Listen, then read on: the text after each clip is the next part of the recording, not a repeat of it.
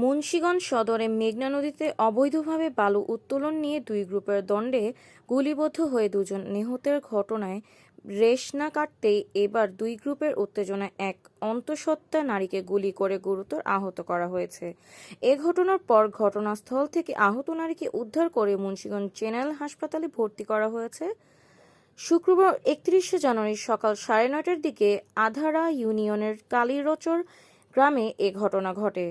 আহত নারীর স্বজনরা জানান, বৃহস্পতিবার মেঘনা নদীতে গোলাগুলিতে দুইজন নিহতের ঘটনার জের ধরে একাধিক ডাকাতি মামলার আসামি নৌ ডাকাত কিবরিয়া মিজি ও কানা জহিরের মধ্যে আধিপত্য বিস্তারকে কেন্দ্র করে ঘটনাটি ঘটে।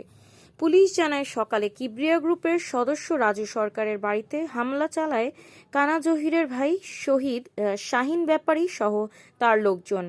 এ সময় অতর্কিত গুলিতে আহত হন এক অন্তঃসত্ত্বা নারী। আহত অবস্থায় ৯ মাসের অন্তঃসত্ত্বা পিঙ্কি ডাক্তারের ঘটনাস্থল থেকে উদ্ধার করে স্থানীয়রা মুন্সিগঞ্জ জেলার হাসপাতালে নিয়ে আসলে তাকে হাসপাতালে ভর্তি করা হয়। আহত ওই অন্তঃসত্ত্বা নারীর শরীরের ডান পাশে কোমরের নিচে গুলি ঢুকে অপর পাশ থেকে বের হয়ে যাওয়ার ওই নারী বর্তমানে আশঙ্কামুক্ত বলে জানিয়েছেন মুন্সিগঞ্জ জেনারেল হাসপাতালের জরুরি বিভাগের চিকিৎসক ডাক্তার শৈবাল বসাক। এদিকে আইনশৃঙ্খলা রক্ষায় ওই এলাকায় অতিরিক্ত পুলিশ মোতায়েন করা হয়েছে বলে জানিয়েছেন মুন্সিগঞ্জের পুলিশ সুপার মোহাম্মদ শামসুল আলম সরকার।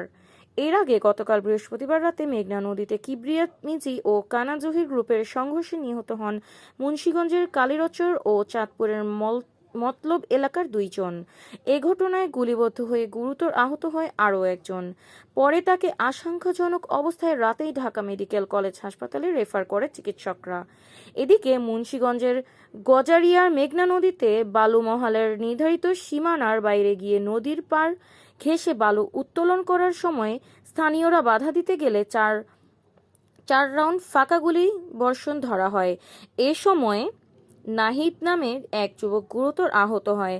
শুক্রবার সকাল ৯টার দিকে গজারিয়া উপজেলার ইমামপুর ইউনিয়নের বেরুম মোল্লাকান্দি এবং সংলগ্ন মেঘনা নদীর তীরে এ ঘটনাটি ঘটে।